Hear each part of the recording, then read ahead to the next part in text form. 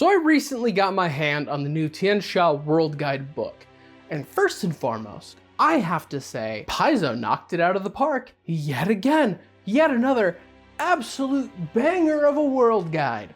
10 out of 10 to everyone who worked on this. Just fantastic work. I've been having a great time with it, and this is a book we've all really been looking forward to, or really just all the Tian Xia stuff. It's fantastic. This stuff's been being teased for so long, and oh boy, this book is chunky. 300 pages of information on an entire continent. It's a lot to go through. I went through it. I went through all of it. I'm gonna break it down because I adore it. Now, this isn't just me breaking down the stuff that you are gonna be able to utilize, as later on there's gonna be a character guide. They actually split it into two. This book is mostly just the lore. I want to give you the information you'll need where you'll actually understand what Tian Xia is. Like, as a area you can say your game in, or place your characters, like their origin point, or really like where they're from. I want you to gain understanding. Granted, I can't do it in its entirety because, like I said, the book is 300 pages long. There's so much to go through. I will do the best I can. Thank you to all my channel members for making these videos possible. And a special shout out to Christian Voorhees for subscribing at the highest level. This level of support truly helps the channel, so it is greatly appreciated. Now, the continent of Tian Xia is heavily inspired by Asian mythology, culture, history, just all over. It's done a fantastic job of actually representing it, and it does actually a really cool thing that I think breaks down and gives a really good introduction to what you're going to be seeing in this book, in the lore going forward. It gives you 5 key points that you, as somebody who's maybe a character coming into Tian Xia, or as a person from this land, that you just know as fact, like this is basic knowledge that you would be told. It's like the brochure you're handed as you're traveling in. These 5 points are as follows. First, celestials aren't always good. I understand. We see the heaven and the hells, angels versus demons, that's a pretty common thing. Celestials in Tian Xia aren't always good people. They could be in heaven, sure, but just because you got a high-ranking position in the court of heaven, you're also pretty likely to be an absolute tool, because you're a high-ranking noble, just in a different plane of existence. Appearances are deceiving. There are a lot of shape changers. Really, be on your absolute guard. We got like Kitsune, Tanuki, just an object could be like a person, or a person you're speaking to could be something else. There are a lot of methods that shape changers might be fucking with you, so be on your toes. Number 3, dragons aren't monsters. Now, normally on the other continents, dragons are something you'd go out and go slay on a beautiful quest to go claim their hoard. In Tian Xia, the idea of like going out to go slay a dragon is kind of a weird idea. It's not gonna really cross the mind of your average resident, because in Tian Xia, the dragons are more like spiritual advisors, government officials, guardians, like rulers kind of deal. They're more divine creatures. It's just a weird concept to go like, I'm gonna go murder the dragon. It's like your 5th step in the line of dragon diplomacy. That's not to say dragons can't be absolute shitters here. They can, much like the celestials, but you know. Number 4, spirits aren't abstract. Spirits are a very real and tangible force. Things have spirits. Do not piss them off. Oh my god, there are nature spirits out and about. Do not make them mad. There might be a river spirit in that river. Do not pollute. Don't do it. They might get mad and try to kill you. And number 5, the dead linger. Now, in other regions, Pharasma, the god of the dead, collects the souls and judges them. Here, the dead stick around and they watch over their families, they give them good fortune, things like that. And as well, reincarnation is a thing. Actually, there's an ancestry that's going to come out soon called the Samsarans, who are a group of people that actually are more in tune with their past lives. There's actually a mechanical thing about that, which I'm very excited for. I want to play one. dying doesn't immediately mean you're going off to an afterlife. You're usually going to stick around for a little bit. So, respect the dead. And with that, I'm going to quickly break down the history of Tian Xia, because it has its own long and detailed timeline alongside what we normally see with like the Inner Sea region, and its own insane bullshit it had to go through. So right at the beginning of like Galarian, Tian Xia was ruled by kaiju, and it was also ruled by a lot of other extraplanar creatures like Yao Guai and just horrible monsters. There were people on it, like humans and other ancestors. Like there were a lot of other people on Tian Xia, like living there. It was rough. I gotta be real, being a regular dude living there, it was chaos. But along came the ruler of heaven, Shizuru, the great dragon, who realized if this kept going on, these big ass monsters are gonna really mess stuff up. Because, having giant monsters as like your main rulership doesn't really lead to prosperity. Shizuru saw that humanity, like humans, were going to be the main inheritors of the land. So they got all their dragons together and decided to set up the land to become this like perfect haven for humans, in a plan that was going to take like 10,000 years. The dragons thought this plan was wild, but decided to go with it. Though this 10,000 year plan had some problems, mainly because these dragons got a little impatient. Because 10,000 years is a long time, and so these dragons don't want to just sit around kind of like advising. Some of them started to take up positions of power when they were supposed to like sit on the sidelines and let humans do the work. And so they, take positions of leadership, and then they gain power, then they want more power. And what leads when multiple dragons are gaining positions of influence? Conflict. And then what does that lead to? Dragon wars. The dragons start fighting each other. That's not good. But don't worry, this wouldn't last long, because you know what happens right after? The Earthfall. All the meteors start coming down. Tian Xia wasn't directly in like the crosshairs, so it was okay. But you know what happens when you start just lobbing big meteors at a planet? The entire planet gets messed up, even if you're not the direct target. The water levels started messing up, and to cut a really long story short, the entire continent was changed from that point, which leads us to the position we are at today. Tian Xia is in a position of mass change in the current era of the Age of Lost Omens, mainly in the aspect of really changing from its original position of like, the stuff of kaiju and the dragons setting it up, position of change, but also addressing some stuff when it comes to Pathfinder 1st edition, updating it for where the current line of Pathfinder 2nd edition is trying to take the game, and addressing some elements that they weren't really big fans of. And from here, I think the best understanding you can really get from Tian Xia is just covering the nations and the countries that are inside of this region. I would do my best to cover them. Here's the problem. There are 26 nations. So I'm not going to cover all of them.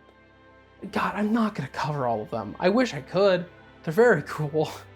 So I'm going to do my best to just cover my favorites. And when I say my favorites, I do just mean these are like my tops, based on my own like biases and personality. But also real quick, I do want to cover this. I think other people are covering this a lot more in depth than I am, so I'm not going to spend a lot of time on this.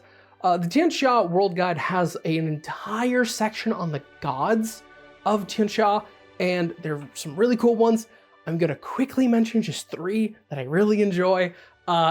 Because the first one I have to mention is my boy, my main man, Sun Wukong. He is a god you can worship. I adore it. Have you read Journey to the West? You should. His backstory in Pathfinder is his backstory in Journey to the West. Just replace key names with Pathfinder names.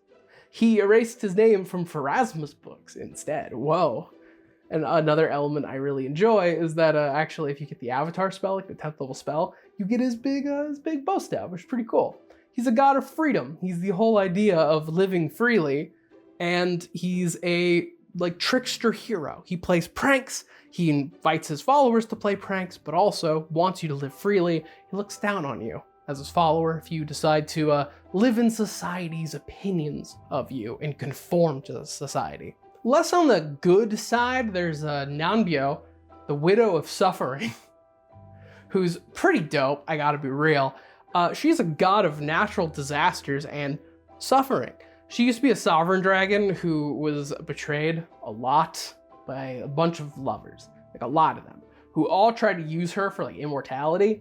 And after this kept happening over and over and over and over and over again, her anger and like rage and grief took her over to where she started to harness natural disasters. And now she's this. So people pray to her to like, please, oh please, don't send an earthquake here. That'd suck. But then other people worship her as like, yes, make that volcano explode, wipe the land clean so we can start over. That'd be so sick. And I think an element that's pretty important about her is actually one of her core like anathemas, like do not do this if you follow her, is the part that is, she really doesn't like it if you as a follower kill every single person in a community or like completely wipe something clean with a natural disaster, because there's no suffering if you do that. That's just genocide. There's no suffering there. I also got to shout out my main man, Kofusashi, the laughing god, who I adore. His entire idea is just living life to the fullest. Like the road ahead of you should lead to happiness and the road behind you should be left fuller than it was when you walked through it. Every person you meet should be a happier person than when you met them, which I adore. Like, he does so much cool stuff. I like him. He just travels the world with his dog. He's just a jolly guy. He supports small businesses, just making everyone prosper. He finds people who are like, they'd be cute together. They very clearly, I can see in their souls, they want to be together. Let me hook them up. Also, it's very important, I mentioned this canonically in this entire flavor text, he fucks. Canonically, he fucks a lot. Like, oh my god. Alrighty, so now I'm gonna actually talk about the nations you can find in this book. Now, actually go pick up a copy of this book. For real, go do it. This book rules, it's so good. I'm not gonna do any of this justice in comparison. So just do it. So I'm just gonna talk about my 4 favorite nations. First up, I'm gonna talk about Quain. Oh my god, I adore this place. So Quain is what happens when you get an entire country full of martial artist cultivators. So Quain rules is everyone is just prominent in martial arts. Literally everybody. The farmers are all dope at this. Ox, who needs them? That's my workout for the day. I'm gonna bench press the ox. Why would I till the soil? Punch a crater in the ground and throw the seeds in. The entire economy revolves around the fact that these dudes are jocks who wake up at the crack of dawn and meditate under waterfalls. These businesses open really early. They sell food and stuff that is meant to cultivate your ki and your gains. Everything revolves around martial arts schools, and these schools have a lot of influence. So much influence, they actually influence the legal system. Based on where you go, the laws of Quain can change drastically.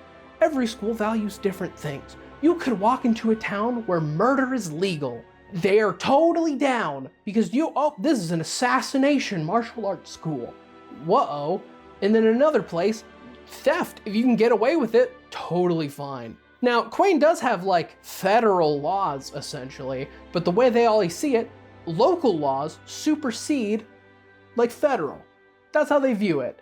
I adore this place. It is an entire location just answering the question of like, what do you do if you have an entire nation where everybody, if they really want to, could like blow up a building with a punch? It's the coolest. Let's take a break from the fun, and we're gonna talk about something a little spooky. And this will be my one warning. I really hope you're not afraid of spiders. Just like, if you are, like actually, just skip ahead a bit. Just skip till you see the lizards, I guess. This is the nation of Shenmen, a spooky, ghost-infested and spider-infested land. This is a place where bandits roam the countryside. It is a place where the nobles are all either incompetent ghosts, because like I said, the dead linger, and all of the aristocracy is ghosts that are deluded. Like, they have some weird curse where they think that they're doing like the best job ever, but they're comically incompetent. Like, these ghosts are the worst at their job, but also like horribly cruel. They're awful. Just do the worst bureaucracy possible. And then they just get unreasonably mad if you ever call them out on it. And to make this worse, this is also a place that is in the absolute vice grip, shape-shifting spider women known as the Jorogumo. Now, they are horrifying because they hold everything in this political vice grip. They control everything in a web of fear, all led by the witch queen, Lady Lang Yiloi, who controls basically everything that this country can do, like no foreign trade. They're not even allowed to produce a large amount of materials. It's stuff that the Jorogumo is actually weak to. Like, they can't do certain metalworking because they're weak to cold iron. So if they did that, they could possibly rise up and like fight them. They're cultivated such a realm of fear that the normal populace, basically their free time is in their home afraid, because if they're not, they're either being attacked by bandits, attacked by undead, or possibly going to get the attention of these spider women. Because turns out, what do these spider women value as a nice fun Friday outing with their friends? Torture and murder. Standing out in Shenmen is a bad thing, because the last thing you want to do is put on like a nice new like outfit you just got, look all cool and fancy, and then one of these spider ladies is jealous of what you look like, because how dare you look nicer than them? You're gonna get tortured for a week probably for that. Take a break from that spooky stuff, and we're gonna talk about Vash Raj, which is a nation full of kaiju. Now, this is a vast forest full of a bunch of people who live their life around horrible monsters. Now, you'd think that this place would be horrible to live. You'd be correct. This place sucks, but everyone has carved out a nice place to live, like a bunch of lizard folk and cat folk. Like, they've all just found a nice little niche that they can live. Largely, a key role that is played here is what is known as the kaiju callers. Now, the kaiju callers, their entire role is to like placate, warn, and basically work around the kaiju, so when they're coming through, they can warn everybody, or at least like redirect a giant horrible monster. As it's described in your typical day-to-day life, business as usual in a village. You're going out to try to do your work. And then like the kaiju callers are the ones who will warn an area if your daily farming is going to get interrupted by a giant, just stupid monster walking through your town. They're the ones who like ring the bell. They're very important in their role, but you know, their entire vibe is living with nature, because their view is that these kaiju are the same deal as like a natural disaster. They live with them. It's part of nature. It's the same way as like a volcano that occasionally explodes. They bring their own benefits, but also like it does suck when your house gets crushed. That does suck, don't get me wrong. And then there's another aspect that's very important to talk about. There's the weather patterns on this place. It's a typical year in Vash Raj, also just known as Valash, is calculated in 3 particular seasons. The first season, not the greatest season to be honest, it's monsoon season. It's super rainy and windy, it's a stormy season, you know, it's not the best. Having been in monsoons, it's a little rough. Dry season follows that right up. This is met with celebrations, parties. The new year just comes in with dry season. Hell yeah, it stopped raining. Let's all celebrate. Dry season ends with a period that's not really liked. It's pretty unpopular in Valash. It's known as dinosaur season. Dinosaur season is the time when all the dinosaur eggs hatch and they all come stampeding through the land, eating whatever they find. And yeah, there's a large effort to like cull the dinosaur population when this happens. It's those elements that like got me. I did an interview with James Case on my buddy Bad Luck Gamer's stream, and he told me about dinosaur season. That absolutely sent me. That was the funniest thing I've ever heard. And lastly, we're gonna talk about Wanshou, which is a land that was once prosperous and beautiful. This land was once the primary export of like all the food in Tian Xia. It was a golden land full of just farmland and everything it needed, until one day, flooding came and ravished everything. It destroyed the landscape. And at their absolute darkest, people were fighting, killing each other over resources. A divine savior came from the sea to liberate the people and save them, which was obviously, they took this divine savior was going to liberate them.